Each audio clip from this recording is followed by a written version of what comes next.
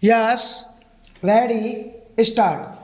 The foundation, national integration at the individual level will thus be securely laid if every citizen of India discovers India for himself, for herself.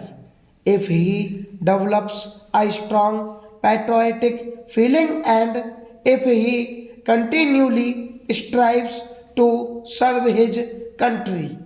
But in a nation, groups are even more important than individuals, and it is necessary to lay the foundations of national integration at the group level as well.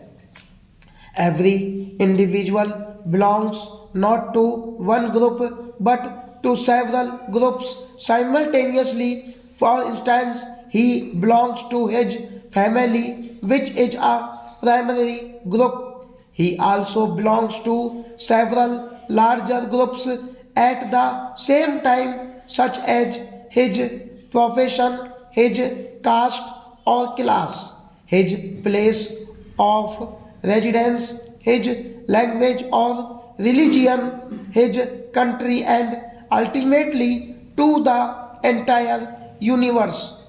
He has also a simultaneous loyalty to all these groups. No problem arise when the loyalties of these different groups do not clash with another, but very often their interests conflict, and even a method of reconciling them has to be evolved. National integration demands two things in this context. Firstly, it expects every citizen to realize that the interest in individual or a group are not served in their exclusive pursuit at the cost of everything else. And secondly, it also expects every citizen or group to subordinate its interests to those of the nation as a whole.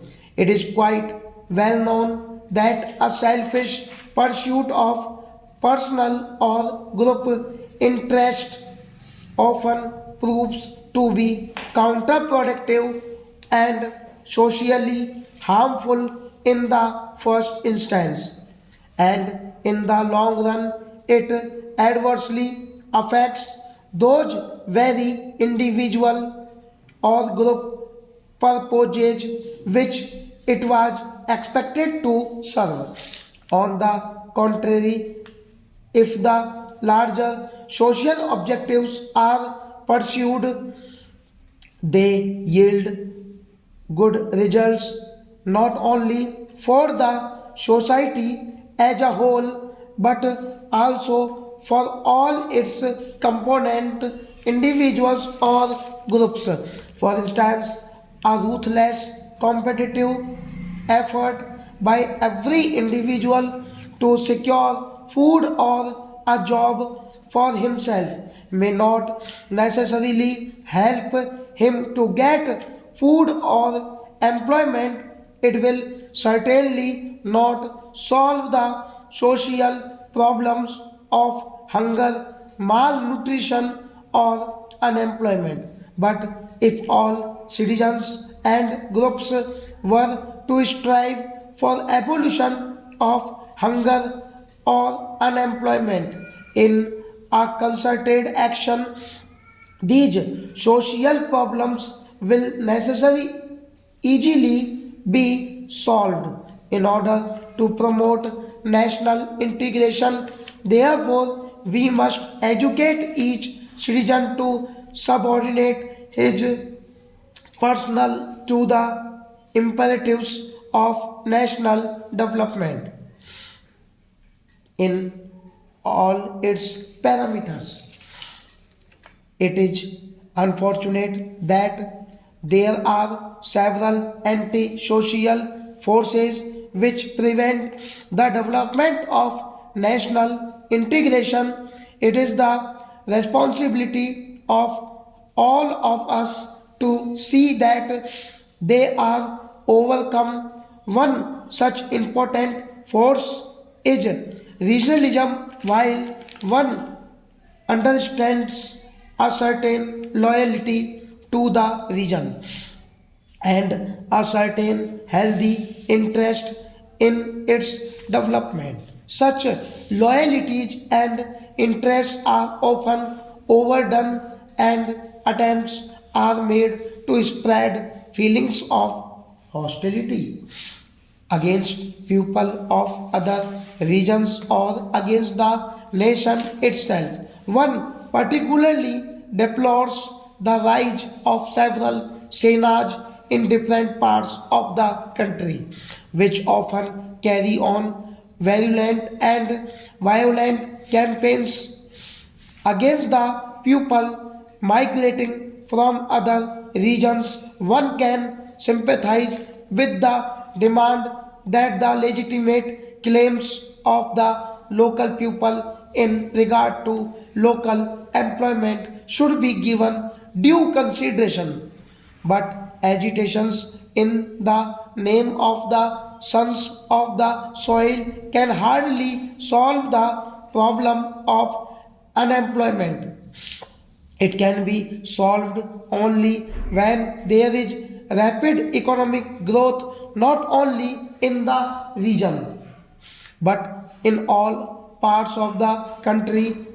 What is even more important, such demands cannot be carried to an extreme position which negates the very right of every Indian citizen to seek employment and to settle down in any part of India. And no one can support the campaigns of hate and violence which are often let loose in the wake of even legitimate demands. Another important disruptive force is linguism. One sympathizes with the demand that the claims of every Indian language should be duly recognized in all development plans. This, in fact, in the existing policy of government, and several measures are being taken to see that all Indian languages, each of which is a national language, receive due encouragement and support. Special steps are also being devised to develop the tribal languages, and the government of India has set up in Mysore a central institute of Indian languages to supplement the work that is being done in this field by universities and other agencies. It is, however, necessary to recognize that in linguistically plural society like ours, individual language groups have to adjust themselves to certain national imperatives. We must cultivate English, and in addition, we must study other international languages. Also, on an increasing scale, we must recognize that we do not link language at the national level, and that this can only be Hindi. The national leadership has made it clear that the development of Hindi will not be allowed to affect the development of other Indian languages. Stop.